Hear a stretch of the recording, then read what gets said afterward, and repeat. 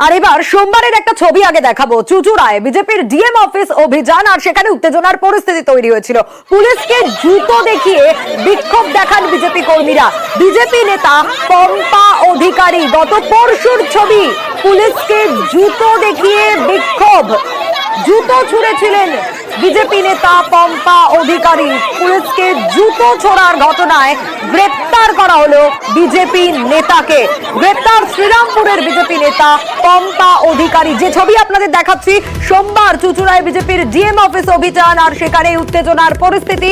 আজ গ্রেপ্তার করা হয়েছে, পুলিশকে জুতো ছুঁড়ে গ্রেপ্তার বিজেপি নেতা, শ্রীরামপুরের বিজেপি নেতা পম্পা অধিকারী। আরো বিস্তারিত এই বিষয়ে সোমনাথ আমাদের জানাবে। সোমনাথ, দেখো, বিজেপির তরফ থেকে গত 2 সেপ্টেম্বর জেলা শাসক অফিস অভিযান দিয়েছিলেন বিজেপির তরফ থেকে।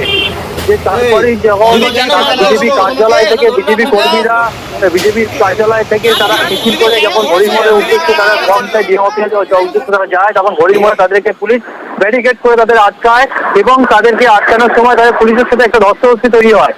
তো মহিলা যারা সংগঠনের মহিলারা যারা ছিলেন, বিজেপি কর্মী মহিলারা যারা ছিলেন, মহিলা কর্মীদের সাথে পুলিশ মহিলা কর্মীদের সাথে তাদের পুলিশের সাথে ধস্তাধস্তি তৈরি হয়। তারপরেই যে চম্পা অধিকারী, যার নামে অভিযোগ উঠছে, চম্পা অধিকারী, তিনি জুতো দেখিয়ে পুলিশকে জুতো দেখায় এবং জুতো ছুঁড়ে তাকে পুলিশের উদ্দেশ্যে জুতো ছুঁড়ে মারে।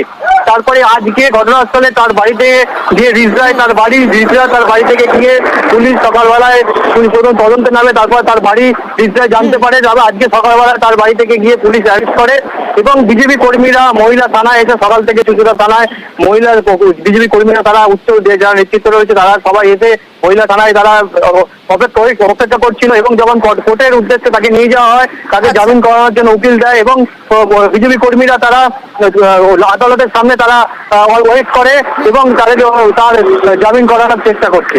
বেশ, দিদি কেন ধরলো আপনার?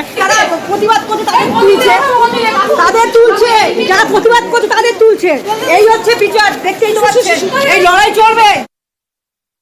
মহিলা যারা কার্যকর্তা ছিল তাদের উপরে কি নৃশংসভাবে লাঠিচার্জ করা হয়েছে এবং ফেলে অব্দি লাঠি মারা হয়েছে।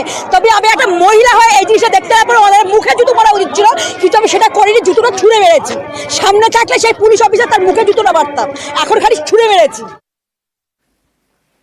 ফের